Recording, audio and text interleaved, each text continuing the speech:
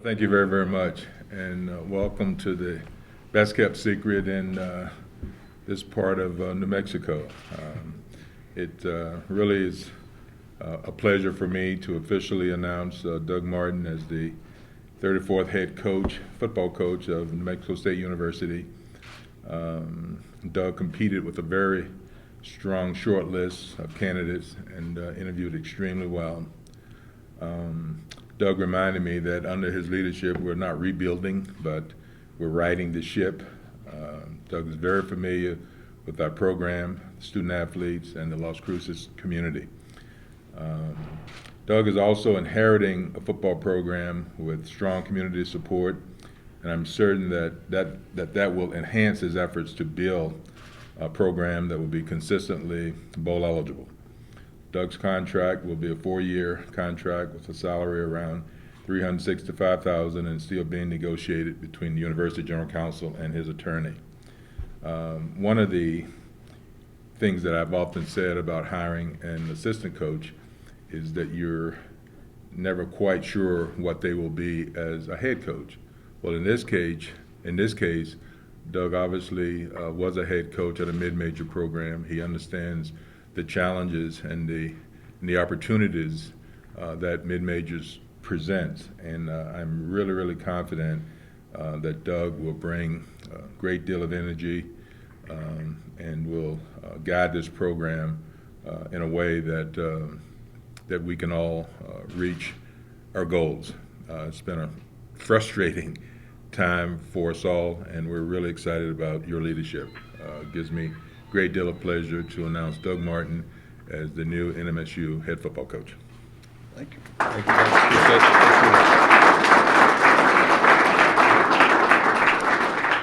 Thank you very much. I want to thank, first of all, Dr. Boston, the administration, and the people that I've gotten to talk with. It's actually been a great week for me. It's been hectic, hang on to recruiting and interviewing for the job and things at the same time, but it's also given me the opportunity to meet even more of the people at Las Cruces, the people that make this university such an outstanding place, members of the Board of Regents, members of the Success Fund, and all it's done is instill my excitement even more for what's here and the possibilities that are here.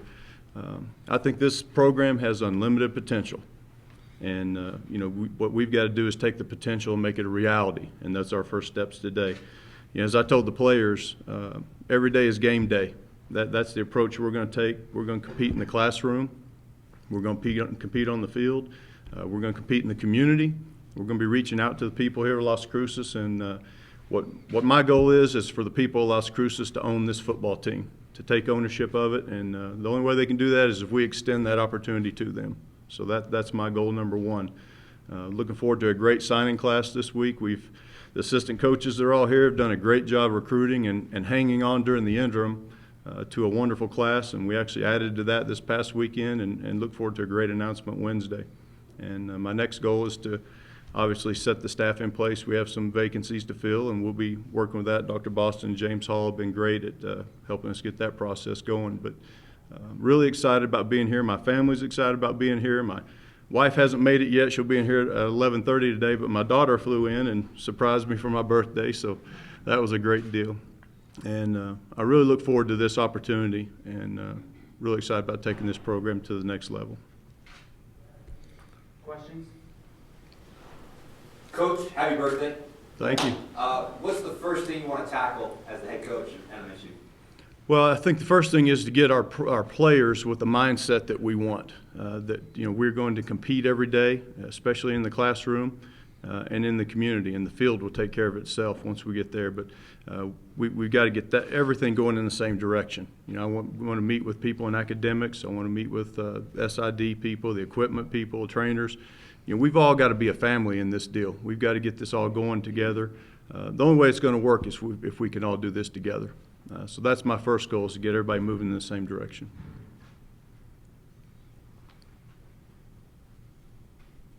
Quiet group. What during your interim title, what have you been involved in as far as recruiting goes? I think before you got here, there was 8 or 9 commitments. Just how's recruiting gone, especially trying to sell yourself at interim, but now the head coach? Yeah, that was hectic. I got on the phone with all the kids that had committed. When I was named interim coach, I got on the phone with all those families. I'm a parent of 3 children also, and I would want to know who my head coach is going to be, who the head coach is going to be for my son.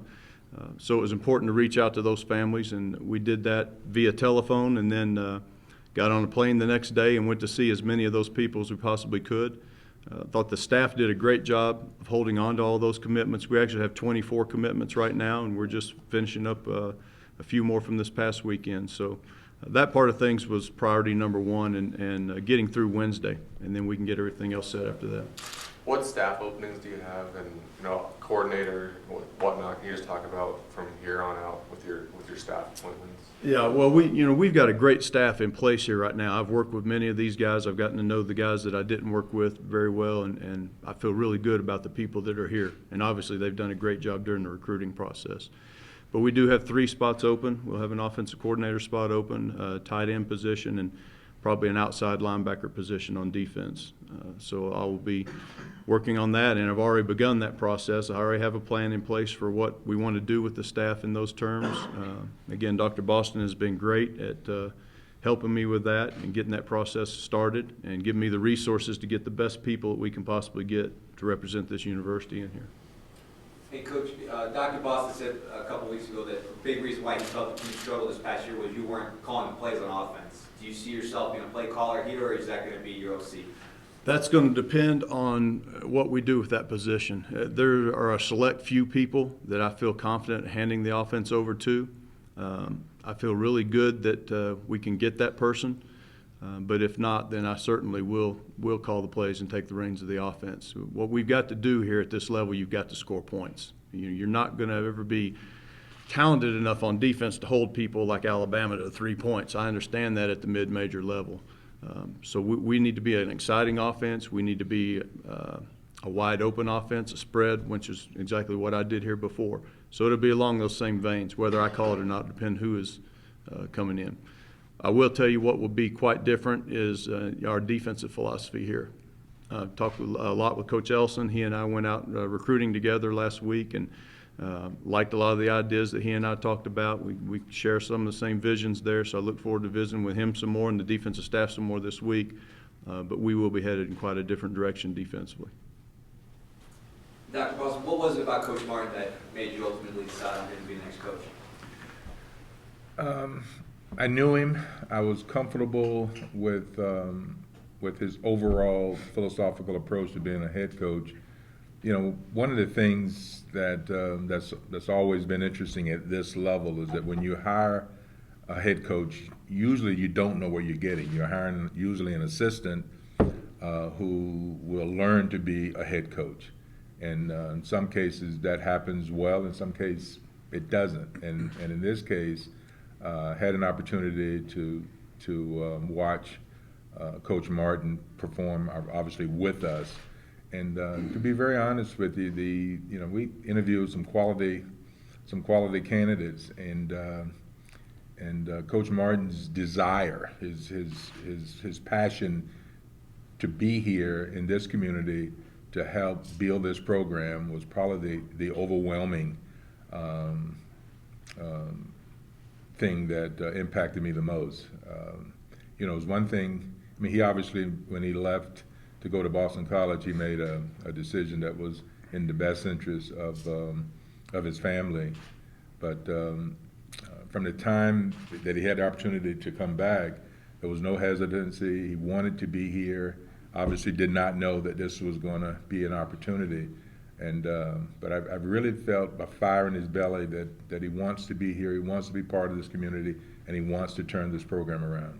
And as I interviewed the other people, they were excited about the possibility of becoming a head coach, but not at the level that I felt as I talked to Doug over the last couple of weeks.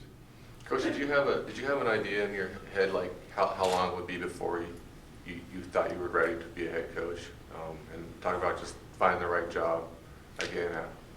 Well, following up on what Dr. Boss can tell you, from sitting behind that head desk chair for 7 years at Kent State, I can tell you the only way to be ready for that is to sit in that chair. There is no way to prepare for what comes at you as a head coach. So the experience I had at Kent State was invaluable. It was a very, very difficult job at that time. We were charged with pretty much saving a football program, which we did. But I learned a lot of valuable lessons during that time, good and bad. Some things we did that worked, some things we did that didn't. And so I think that's one of the reasons I feel so much more comfortable with this job. And I would just say this, the other reason is you have a lot more resources here than what we had there. Again, the city of Las Cruces, we're the only show in town when it comes to football season. There is no pro sports here. We have an opportunity to captivate these people. And I really think that that's one of the big selling points about this football program is not only the great academic institution we have here, but this city in general and the people's desire to have a good football program, their desire to see you do well.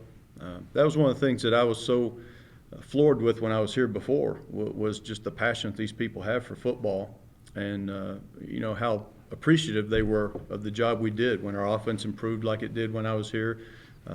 You would have thought we'd won the Sugar Bowl. When we beat Fresno State, it was, one of the best wins of my life just to watch the people, the joy that the people had here in this town and the students and all that. So, I think it's a great head coaching opportunity and look forward to the challenge.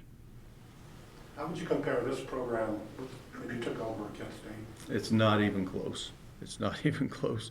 We have a much better support from the administration here. And there you're talking about the Mid-American Conference where all the schools are right on top of each other.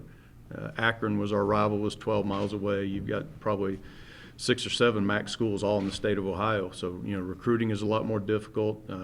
We weren't on a level playing field with those other teams financially and recruiting budget and all those type of things. We really are here. There are really some great strides that have been done and are being done by Dr. Boston, James Hall, Steve Macy. These guys are a great backbone for me to be able to work with. And there's already a foundation laid here that I think is really going to be productive. I think Coach Walker did a great job of coming in here and putting down some discipline for this football program, changing the mindset a little bit of these players.